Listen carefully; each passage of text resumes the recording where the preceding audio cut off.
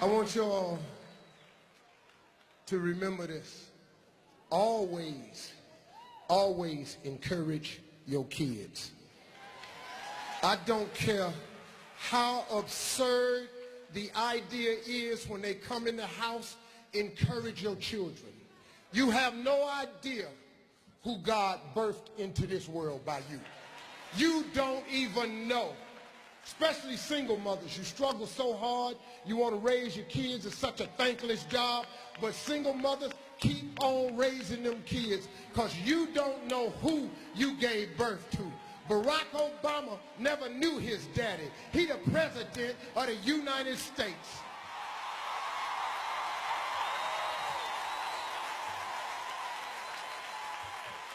I don't care what idea they come in the house with. My son that came in there with the stupidest shit. I want to be a big-time wrestler. Okay, motherfucker, went and bought him a wrestling belt. I know gonna fuck well I ain't finna let him be no goddamn wrestler. Shit, all this money I'm putting into your ass, you jumping off back of the couch and shit. Get your black ass down off that fucking couch. And see, I was fortunate because my father was always my biggest supporter. My daddy, man, really surprised me one day because I had a teacher in the 6th grade and we had been out on summer vacation, and when we came back the first day of school, her assignment was write on a piece of paper what you want to be. So I wrote on my paper, I want to be on TV. Shit, I didn't know. Ain't nobody told me I couldn't. Had no adult came along and crushed me. I was 9. I'm a kid. I didn't know you couldn't be shit. I thought you could be whatever you wanted to be. Ain't nobody never mashed it. So she collects all the papers and she call your name, you stand up, and she tell everybody what you want to be. She said, little Bobby want to be a football player. Little Terry wants to be a doctor. Look here, Sheila wants to be a nurse. Willie wants to be a doctor. And I went, Willie want to be a doctor? Who buying into this bullshit right here? Willie can't even read. You know the prescriptions he gonna be writing that's fucked up. It's gonna be a lot of sick ass people. So she called everybody's name but mine. She got to mine, she said, little Stevie, stand up. So I stood up and she said, come up to the front of the class. And I'm thinking to myself, this is a gold star moment. I'm finna go up here because my answer was better than all the rest of these kids. I'm finna go up here and give me a gold star. So I wore a lot of hand-me-down clothes. So my pants was wrapped around twice, had a belt on, shirt was sloppy looking. You know, kids be laughing and shit. But you know, fuck y'all. I got a gold star. You kiss my ass. And I'm walking up there, and I was real skinny, and I was curved like that. I walked like this. They used to call me Tater Chip. So they laughing on the way up there. I'm going to myself, laugh if you want to. Going to get a goddamn gold star today. Player hating ass bastards. So I get up there in front of the class. She said, little Stevie, what did you write on your paper? I said, I want to be on TV. She said, why did you write that on your paper?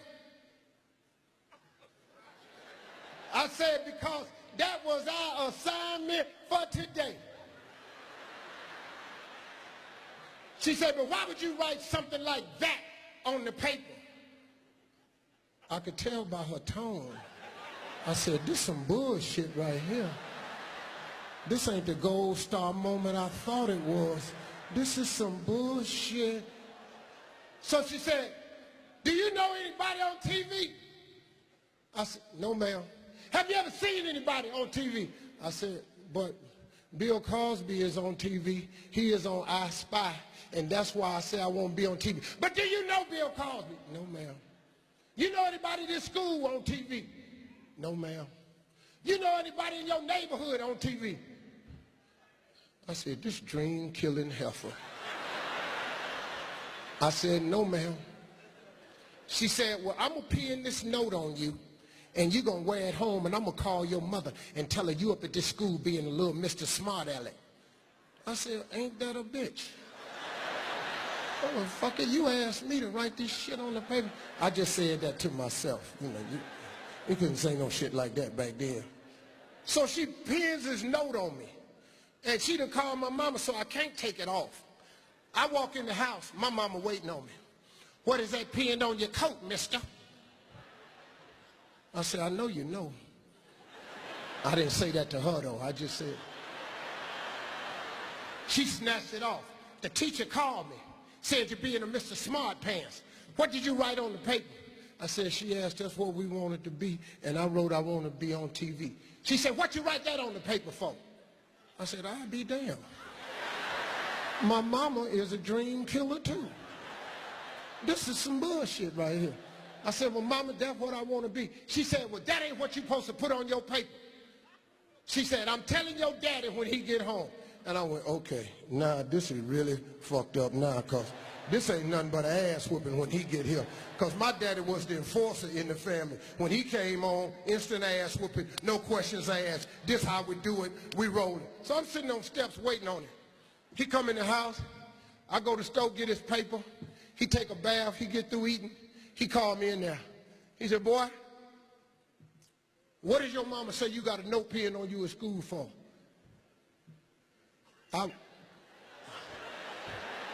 She said, tell him what you wrote on your paper.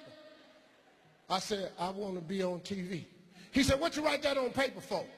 I said, because that's what the teacher asked me. She said, Slick, just whoop him, because he ain't got no business writing that stuff on the paper. He said, what you put on the paper, boy? I said, I want to be on TV.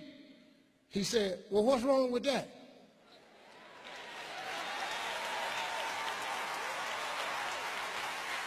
I said, uh-oh, a reprieve from the governor. This could be a stay of execution. So I sat her down and said, that's what I want. He said, boy, he said, well, Bill, this boy can be on TV if he want to. No, he can't, Slick. He got to write what that teacher said put on paper. He said, boy, go on in your room. I'm coming in there. I said, okay, well, I'm getting ass whooping anyway. So he came in the room. I started unbuttoning my pants. He said, hold on, boy. He said, what she wants you to write on that paper? I said, like a policeman or something. He said, well, take a piece of paper out. Put that on paper. He said, now take that piece of paper. I won't be on TV, and put it in your top drawer. Take that down there and give it to that dream-killing heifer. And what I want you to do is every morning before you go to school, I want you to read that paper. And every night before you go to bed, I want you to read that paper. If you turn your TV on 5 days a week,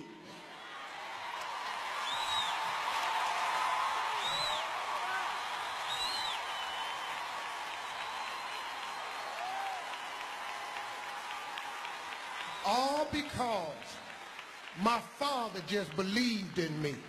He just gave me that one little moment I needed.